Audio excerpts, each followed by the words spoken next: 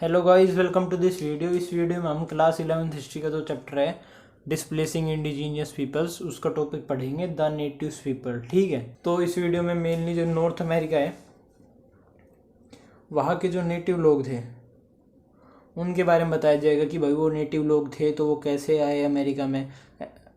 अब ऐसा तो है नहीं कि अमेरिका जो देश है ना, अमेरिका जो कॉन्टिनेंट है वो पूरे वर्ल्ड से आइसोलेटेड है, यानी कि कहीं से भी ऐसा नहीं है कि वो कनेक्टेड हो लैंड रूट से। तो वैसा तो है नहीं कि जो आदि मानव थे वो नाव बना के अफ्रीका से आ गए इधर, ऐसा कुछ तो था नहीं। तो वो आए कैसे, कोई ना कोई तरीका रहा होगा, तो उस तरीके को जानेंगे कि वो कैसे आए। फिर उसके बाद आर्टिफैक्ट्स क्या मिले, फिर उसके बाद उन नेटिव्स लोगों की लाइफ क्या थी और फिर उनकी लाइफ कैसे बदल गई यूरोपियंस के आने के बाद। तो ये सब मोटी मोटी बातें जानेंगे इस टॉपिक में। ठीक है, तो सबसे पहले बताया गया जो नेटिव्स लोग थे वो नॉर्थ अमेरिका पहुंचे कैसे। तो बताया जाता है कि जो जैसे ये है इधर की साइड रसिया है, तो ये है रशिया, और ये ऊपर की साइड है कनाडा। तो ऊपर जाके ऐसे मिल जाते हैं। ठीक, ये है कनाडा और ये है यूएसए। तो ये नॉर्थ अमेरिका समझ लो, ये साउथ अमेरिका, और ये है रशिया, ये एशिया का पार्ट हो गया। ठीक है, तो अभी ऊपर जाके ना बिल्कुल छोटा सा एरिया बनता है, छोटा मोटा एरिया बसता है बिल्कुल सी का। तो अब क्या हुआ, जब आइस एज आई, अभी समुद्र का एरिया है, लेकिन आइस एज में आपको पता हो पूरी जो अर्थ थी वो आइस में बदल गई। पूरी अर्थ पे जो पानी था वो पूरा जम गया, मतलब जितने भी ओशन थे उनके ऊपर आइस की लेयर बन गई। नीचे पानी था लेकिन ऊपर ऊपर आइस की लेयर बन गई। तो अब ये जितनी भी सी थी ना इधर की, वो पूरी आइस में बदल गई, जिसकी वजह से क्या हुआ, एक ब्रिज सा बन गया, जिससे रशिया के लोग यहाँ से ऐसे ट्रैवल करके यूएसए में जा सकते हैं, कनाडा में जा सकते हैं। तो ऐसे ही इस ब्रिज को बोला जाता था बेरिंग स्ट्रेट्स।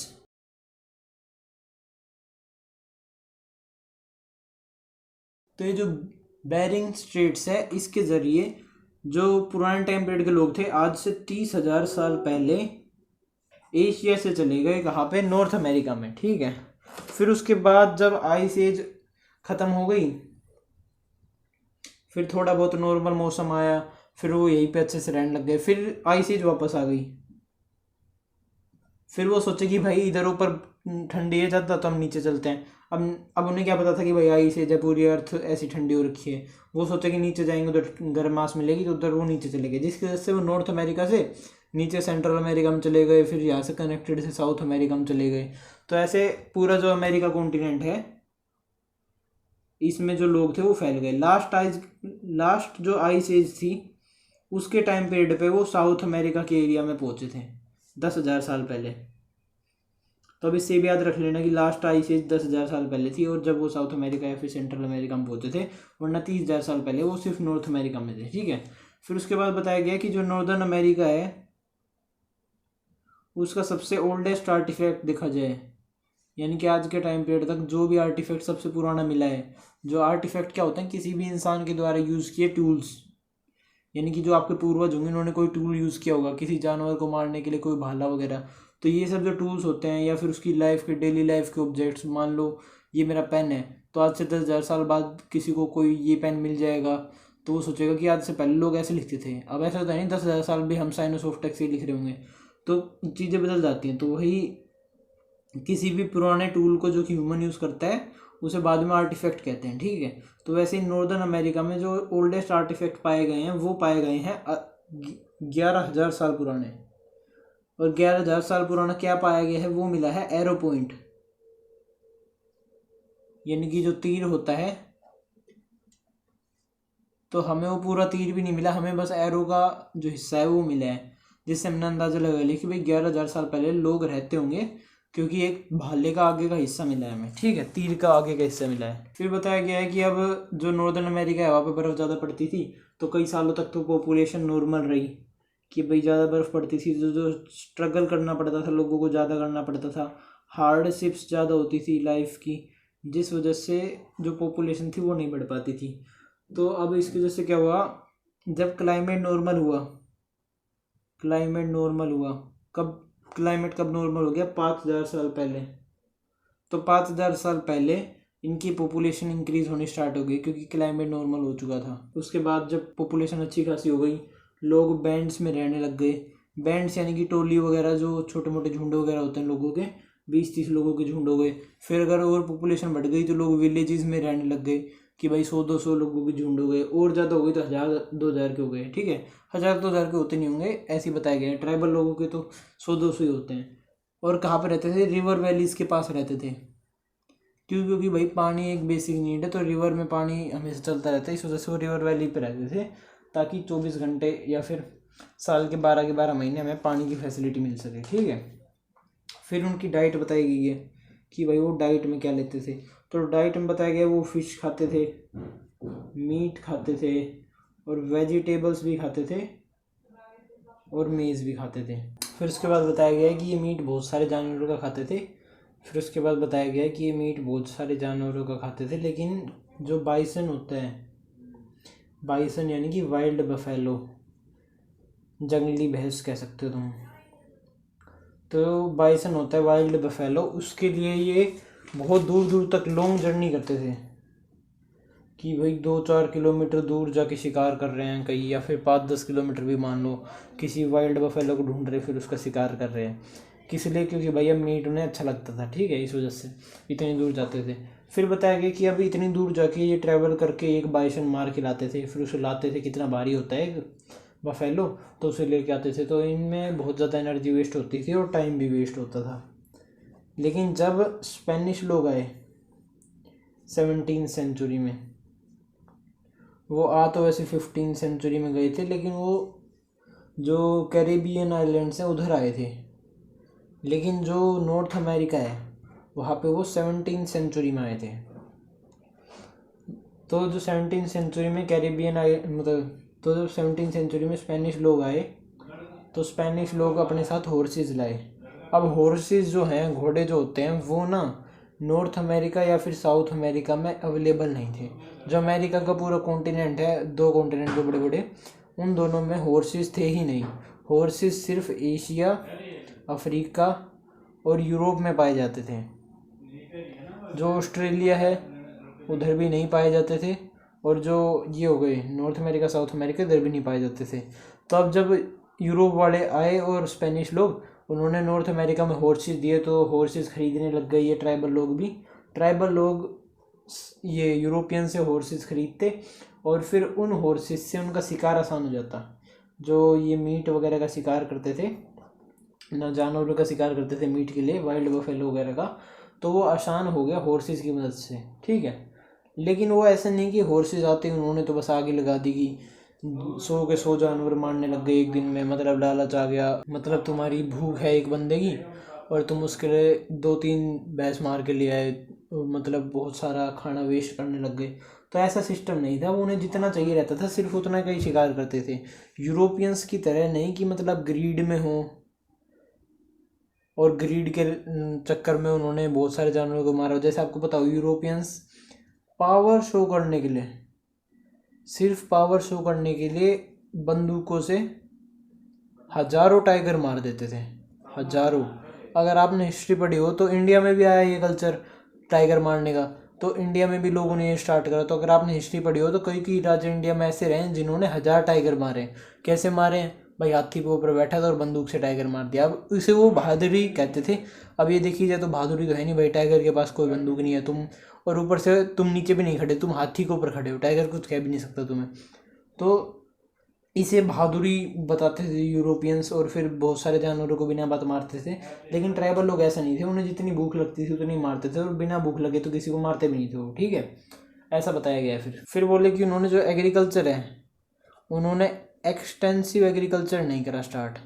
एक्सटेंसिव वो एग्रीकल्चर होता है जहाँ पे सरप्लस के लिए खेती की जाए, कि भाई मेरी फैमिली को 10 किलो चाहिए, लेकिन मैं 20 किलो उगाऊंगा, 10 किलो बेच दूंगा बाहर, और 10 किलो अपने पास रख लूँगा। तो ये सिस्टम नहीं था एक्सटेंसिव कल्चर का ट्राइबल लोगों के पास, क्योंकि वो फालतू की खेती करना ही नहीं चाहते थे। बोले अपनी लाइफ आसानी से जिएंगे, क्यों 10 किलो के लिए फालतू मेहनत करी, अपने जितने में गुजारा हो उतना कर लेंगे। तो ऐसा एग्रीकल्चर के टुवार्ड जो ट्राइबल लोग, उनकी अप्रोच थी।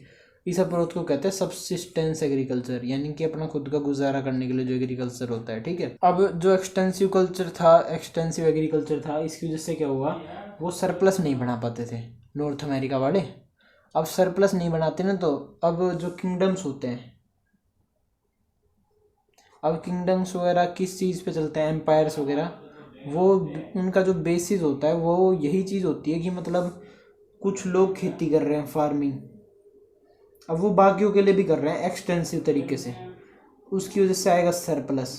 अब ये जो फालतू का जो गेहूँ है ना, अब ये बर्बाद नहीं करेंगे, ये दे देंगे किंग को। भाई किंग खेती नहीं करता, किंग खा लेगा। किंग के जो मिनिस्टर्स हैं वो खेती नहीं करते, वो भी खा लेंगे।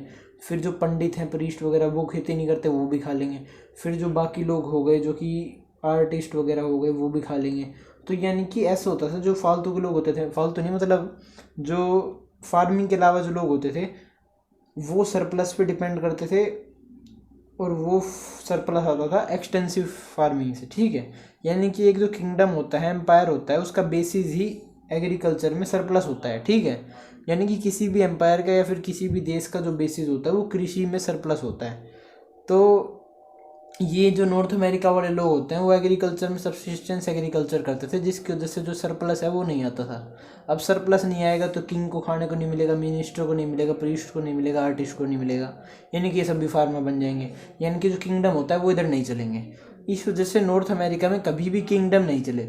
अगर आपने जो चैप्टर 8 है, कन्फ्रंटेशन ऑफ कल्चर्स, आपकी बुक से निकाल दिया गया है, पुरानी बुक्स में था तो मैंने पढ़ा भी रखा है, अगर आपको पढ़ना तो पढ़ भी लेना यूट्यूब पे। तो जो चैप्टर 8 है कन्फ्रंटेशन ऑफ कल्चर्स, उसमें बताया गया है कि जो नॉर्थ अमेरिका है, एक तो उसमें यूएसए और कनाडा आ जाते हैं। एक है सेंट्रल अमेरिका, उसमें मैक्सिको और उसके अलावा बहुत सारी कंट्रीज आ जाती हैं। एक है साउथ अमेरिका, जिसमें ब्राज़ील, पेरू वगैरह देश आ जाते हैं। तो जो सेंट्रल अमेरिका है उसमें मैक्सिको में एम्पायर था जिसका नाम था एजटेक एम्पायर। साउथ अमेरिका है, वहाँ पे जो पेरू वगैरह का एरिया है, पेरू, चिले, इक्वाडोर, तो जो 3-4 देश हैं, इधर भी एक एम्पायर था जिसका नाम था इनका एम्पायर। और सेंट्रल अमेरिका में मैक्सिको के आसपास ही एक और एम्पायर था, मैक्सिको के थोड़ा नीचे, जिसे कहते थे माया एम्पायर। यानी कि सेंट्रल अमेरिका और साउथ अमेरिका में 3 एम्पायर थे, लेकिन नॉर्थ अमेरिका में एक भी एम्पायर नहीं था। क्यों? क्योंकि यहाँ के लोग सरप्लस में फार्मिंग नहीं करते थे। सेंट्रल अमेरिका, साउथ अमेरिका में लोग सरप्लस में फार्मिंग करते थे, ठीक है, जिस वजह से उधर एम्पायर बन पाए और नॉर्थ अमेरिका में नहीं बने। फिर बताया गया है नॉर्थ अमेरिका जो है, वहाँ की जो ट्राइब्स हैं उनके बीच में क्वेरल्स भी होते थे, लड़ाई वगैरह, छोटी मोटी लड़ाई भी होती थी टेरिटरी के ऊपर, लैंड एरिया के ऊपर, कि ये ज़मीन हमारी है तो इस पर कैसे आ गया। लेकिन देखी जाए तो मतलब छोटे मोटे होते थे, कोई बड़ी फाइट नहीं होती थी। ओवरऑल देखी जाए ना, ओवरऑल देखा जाए तो जो ट्राइबल लोग थे वो ज़मीन के ऊपर इतना नहीं लड़ते थे जितना यूरोपियंस या फिर एशियंस या फिर अफ्रीकन्स लड़ते हैं। हमारे तो आसपास में थोड़ी सी ज़मीन कोई और ले ले तो हमारे को ये हो जाता है कि हमारी ज़मीन ले ली, वो कर दिया, वो कर दिया, कोर्ट में केस चलते कई साल। लेकिन जो ट्राइबल लोग हैं वो ज़मीन पे इतना नहीं लड़ते थे, बोले भाई ज़मीन सबकी है, बांट के कर लेंगे जो भी करेंगे। तो ये उनकी अप्रोच होती थी ज़मीन को लेके। ज़मीन से वो जो फूड और शेल्टर मिलता था उन्हें, उससे वो बहुत खुश होते थे और बहुत ही सेटिस्फाइड फील करते थे विदाउट लैंड को ओन किए। यानी कि उन्हें फूड मिलता था वो खुश थे, उन्हें शेल्टर मिलता था वो खुश थे, लेकिन उनका ये नहीं था कि ये ज़मीन हमारी है। कल को भाई ये तुम्हारा घर है, तुमने बोल रखा है कि ये हमारी इतनी ज़मीन है, मतलब ट्राइबल लोग इधर रह रहे हैं और इतनी ज़मीन पे खेती करते हैं। कल को मान लो कोई और लोग आ गया और इधर अपना घर बना लिया, तो वो ट्राइबल लोग उससे लड़ेंगे नहीं कि ये हमारी थी, वो बोलेंगे कोई नहीं भाई तू भी रह ले और हम साथ में मिलकर खेती कर लेंगे। तो उनकी लैंड के टुवार्ड्स ऐसी अप्रोच थी, ठीक है, फ्रेंडली अप्रोच जिसे तुम कह सकते हो। फिर उसके बाद बताया गया कि जो ट्राइबल लोग थे, इनके कल्चर के बाद जो नॉर्थ अमेरिका जो ट्राइबल लोग थे उनके कल्चर के बारे में एक इम्पोर्टेंट बात ये भी है कि इनमें ना कोई चीज़ बाय नहीं करता था। ऐसा नहीं है कि मतलब जैसे बाकी जो 3 कॉन्टिनेंट है, Asia, Africa, Australia, sorry Asia, Africa और यूरोप, तो ये जो 3 कॉन्टिनेंट है बाकी के, इधर क्या होता था, तुम्हें किसी से मतलब जैसे मान लो तू एक बंदा है और ये एक बंदा है, तो ये एक बंदा है, ये बी बंदा है, तो अब ए के पास है भाई मान लो 10 किलो वीट और 1 केजी राइस। बी के पास है मान लो 10 किलो मेज़ और 1 केजी बार्ले। तो मान लो भाई तुम्हें बोलना है, तुम बोलोगे ऐसे कि मुझे बार्ले चाहिए और बी बोलेगा मुझे राइस चाहिए, तो तुम एक्सचेंज कर लोगे, इसे कहते हैं बार्टर सिस्टम। तो ये सब चलता था बाकी देशों में, यानी कि अगर तुम्हारे पास एक्सचेंज करने को कुछ नहीं होगा ना तो बी तुम्हें कुछ नहीं देगा। ये सिस्टम था बाकी देशों में। लेकिन जो ट्राइबल लोग हैं इनके यहाँ पे सिस्टम था कि ए है, ये बी है और ये सेम बंदे हैं और ये भी वापस एक और बंदा हो गया।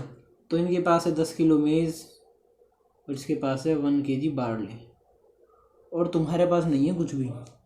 और अगर तुम्हें फिर भी बार्ले चाहिए ना तो तुम इससे मांगना और ये तुम्हें गिफ्ट में दे देगा, यानी कि फ्री में दे देगा, फ्री ऑफ कॉस्ट। ये सिस्टम था इन ट्राइबल लोगों का। यहाँ पे कोई भी चीज़ तुम्हें खरीदनी नहीं पड़ती थी, कोई भी कॉस्ट नहीं देनी पड़ती थी, बल्कि गिफ्ट देने पड़ते थे। यानी कि आज इसने तुझे 1 किलो गिफ्ट दे दिया बार्ले, कल को तू कोई भी छोटा मोटा या फिर कोई भी बड़ा गिफ्ट, तेरे पास कोई भी चीज़ हो उसे तू गिफ्ट के रूप में बी को दे दियो, हिसाब बराबर। यानी कि गिफ्ट्स का सिस्टम चलता था इधर, कोई खरीदने का सिस्टम नहीं चलता था। इंडिया में तो अगर तुम्हारे पास 1 kg राइस नहीं है बदले में, तो ये तुम्हें किसी भी शर्त पे बार्ले नहीं देता था उस टाइम पीरियड पे। या फिर आज ही देख लो, अगर तुम्हारे पास 1 भी रुपया नहीं है, तुम्हें कौन फ्री में 1 किलो बार्ले दे देगा, बता दो। लेकिन ट्राइबल लोगों में उस टाइम पीरियड पे ये था कि वो ह्यूमैनिटी को आगे रखते थे और वो गिफ्ट्स देने में बिलीव करते थे, ठीक है। फिर बताया गया है कि नॉर्थ अमेरिका जो है वहाँ पे बहुत सारी लैंग्वेजेस स्पीक की जाती थी, बहुत सारी, लेकिन उनको बोला जाता था स्पोकन, लेकिन उन्हें राइट नहीं किया जाता था। बोला जाता था लेकिन उसे लिखा नहीं जाता था, क्योंकि भाई जो लिखने की जो कला है ये बहुत ही एक एडवांस लोगों की पहचान होती है, एडवांस लोगों की पहचान होती है, बहुत ज़्यादा एडवांस सोसाइटी की। जैसे इंडिया हो गई, इंडिया में लिखने की कला थी, क्यों भाई? क्योंकि हम एडवांस थे। यूरोप हो गया, यूरोप में भी लिखने की कला थी, क्यों? क्योंकि वो भी एडवांस थे। लेकिन नॉर्थ अमेरिका हो गया, वहाँ के ट्राइबल लोगों के पास लिखने की कला नहीं थी, क्यों? क्योंकि वो एडवांस नहीं थे। ये बात बताएगी। उसके बाद एक और बात बताई गई है कि ये जो पीपल होते थे, ट्राइबल लोग, ये बहुत ही स्किल्ड क्राफ्ट पर्सन होते थे। क्राफ्ट पर्सन यानी कि बहुत सारी जो आर्ट एंड क्राफ्ट होती हैं, जैसे कि टेक्सटाइल बनाना, वुडन ऑब्जेक्ट्स बनाना, तो ये इन्हें बहुत ही अच्छे तरीके से आते थे, स्किल्ड बोलते थे इसलिए इन्हें, ठीक है। तो ये बहुत अच्छे अच्छे टेक्सटाइल्स बनाते थे। और इसका एक एग्जांपल जो चैप्टर 8 है तुम्हारा, कन्फ्रंटेशन ऑफ कल्चर्स, उसमें बताया गया है कि करेक्ट वर्ड तो मेरे को याद नहीं आता क्या बोलते हैं उसे। एक ऐसा होता है ना, 2 पेड़ होते हैं और उनके बीच में कुछ चादर सी बिछाई जाती है जिसके ऊपर आदमी सोता है, एक मतलब जिसके ऊपर आदमी सो सकता है, ठीक है। तो ये जो सिस्टम था कि एक तरफ से, दोनों तरफ से चादर बांध देंगे और फिर बीच में आदमी सो सकता है, तो ये चीज़ ना नॉर्थ अमेरिकन्स ने ही डिस्कवर की थी। इससे पहले ये चीज़ किसी और भी देश में नहीं थी। और ये जो बनाने का सिस्टम था, ये मतलब ये जो चीज़ बनाते थे ऐसी, ये बहुत ही हाईली एडवांस्ड स्किल्स से बनाते थे। यानी कि इतनी अच्छी उस टाइम पीरियड पे पूरी अर्थ पे कोई नहीं बना पाता था, जितनी सुंदर, अट्रैक्टिव और स्ट्रॉन्ग जो ये बना देते थे, ठीक है। क्यों? क्योंकि भाई ये स्किल्ड क्राफ्ट पर्सन्स थे। फिर उसके बाद बताया गया है कि वो लैंड को रीड कर सकते थे, रीड द लैंड। अब लैंड को रीड करने से उनका क्या तात्पर्य है? उनका तात्पर्य है कि भाई वो लैंड को अंडरस्टैंड कर सकते थे। अंडरस्टैंड यानी कि तुम्हारे जो लैंड पे बहुत सारे फीचर्स होते हैं,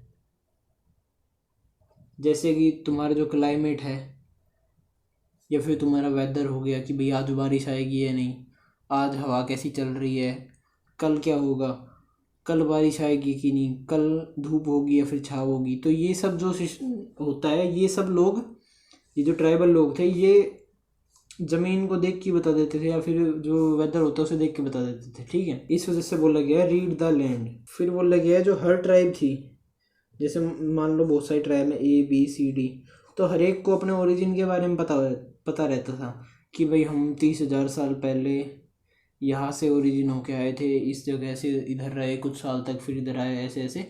और ये कैसे पता रहता था? वैसे नहीं कि वो हिस्ट्री लिखते थे, ये पता ऐसे रहता था क्योंकि ये जो बातें होती हैं जनरेशन टू जनरेशन फैलती हैं। कि एक जनरेशन है, जनरेशन 1, तो उसके साथ ये सब चीज़ें हुई कि वो एक जगह से दूसरी जगह आई, नॉर्थ अमेरिका में आई रशिया से, तो जनरेशन 1 थी ये, ठीक है। फिर उसके बाद जनरेशन 2 को बता दी इसने अपनी पूरी स्टोरी, फिर जनरेशन 3 को बता दी, फिर जनरेशन 4 को 3 वालों ने बता दी, 4 ने 5 वालों को बता दी, ऐसे ऐसे जनरेशन 100 तक बात फैलती रही। तो इससे इनकी हिस्ट्री प्रिजर्व हो गई, बिना लिखे, बिना राइट किए ही इनकी हिस्ट्री प्रिजर्व हो गई, ठीक है। फिर बताया गया जो नेटिव पीपल हैं, इनके लिए बहुत डिफरेंट डिफरेंट वर्ड्स का यूज़ किया गया है, जैसे कि एब ओरिजिने।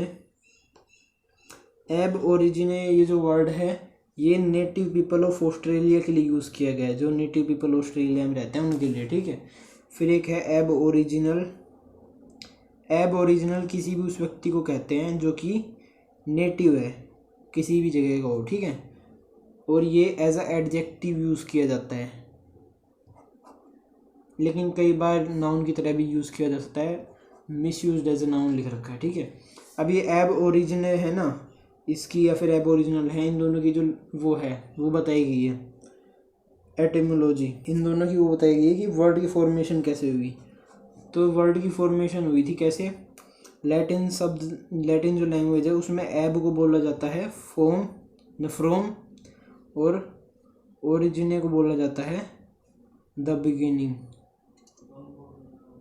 यानी कि वो इस जगह पे शुरुआत से रह रहे हैं, फ्रॉम द बिगिनिंग, एब ओरिजिन।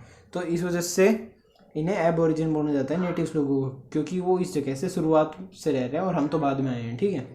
फिर बताया गया अमेरिकन इंडियंस के बारे में। अमेरिकन इंडियंस अमेरिका के नेटिव्स को कहा जाता है, नेटिव्स ऑफ अमेरिका, या फिर इन्हें एमर इंड भी कहते हैं। अमेरिका का एमर ले लिया, इंडिया का इंड ले लिया, या फिर इन्हें एमर इंडियन भी कहा जाता है। तो ये तीनों नाम नेटिव अमेरिका के लोगों के लिए होता है। अब ये इंडियन क्यों यूज़ हो रहा है, क्योंकि जो कोलंबस था उसने सोचा था कि जो अमेरिका है वहाँ पे वो अमेरिका नहीं है, वो इंडिया है। तो कोलंबस ने सोचा कि वो अमेरिका में नहीं पहुँचा, वो इंडिया में पहुँचा है, इसलिए उधर के जो नेटिव्स लोग हैं उन्हें अमेरिकन इंडियन नाम दे दिया कोलंबस ने। फिर उसके बाद सभी लोग उन्हें अमेरिकन इंडियन ही बोल रहे हैं, ठीक है।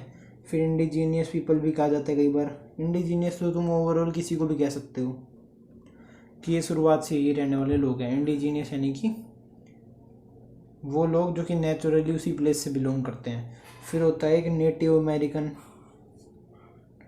नेटिव अमेरिकन भी सेम वही बात होती है, इंडिजीनियस पीपल ऑफ अमेरिकाज। और ये टर्म जो है नेटिव अमेरिकन, तो ये टर्म आजकल मोस्ट कॉमनली यूज़ किया जाता है। अब लोगों को एजुकेशन मिल गई है, इस वजह से वो नेटिव अमेरिका नहीं बोलते, मतलब वो इस वजह से वो अमेरिकन इंडियन नहीं बोलते कि ये अमेरिकन इंडियंस। उन्हें पता है कि भाई इंडिया अलग कंट्री, अमेरिका अलग कंट्री, इस वजह से वो नेटिव अमेरिकन बोलते हैं, ठीक है।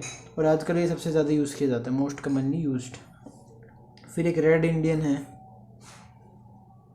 रेड इंडियन किन को बोला जाता है, जो कोलंबस था वो स्टार्टिंग में कैरेबियन में आया, कैरेबियन आइलैंड्स में, बहामास के आइलैंड पे। तो जो बहामास आइलैंड के लोग थे जो कि ब्राउन कम्प्लेक्शन के थे, या फिर उसके अलावा जो अमेरिका के लोग हो गए जो कि ब्राउन कम्प्लेक्शन के थे, जिनकी स्किन डार्क थी, तो कोलंबस ने सोचा ये इंडिया के लोग हैं, इस वजह से उन्हें रेड इंडियन बोला जाता है। रेड इसलिए क्योंकि वो ब्राउन थे, और इंडियन क्योंकि कोलंबस ने उन्हें इंडियन समझ लिया था। फिर एक फर्स्ट नेशन पीपल भी कहा जाता है। फर्स्ट नेशन पीपल कहाँ पे कहा जाता है, ये कहा जाता है कनाडा में। जो कनाडा के नेटिव पीपल हैं उन्हें कनाडा की गवर्नमेंट ने रिकॉग्नाइज किया है। बहुत सारी जो ट्राइब्स थी जो कनाडा में रहती थी पहले, उन सब के नाम लिखे कनाडा वाली गवर्नमेंट ने, और फिर उन सबको अंडर में डाल दिया किसके,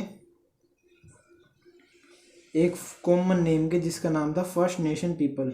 फर्स्ट नेशन किस लिए, क्योंकि भाई ये नेशन में सबसे स्टार्टिंग में रहने वाले लोग थे, ठीक है।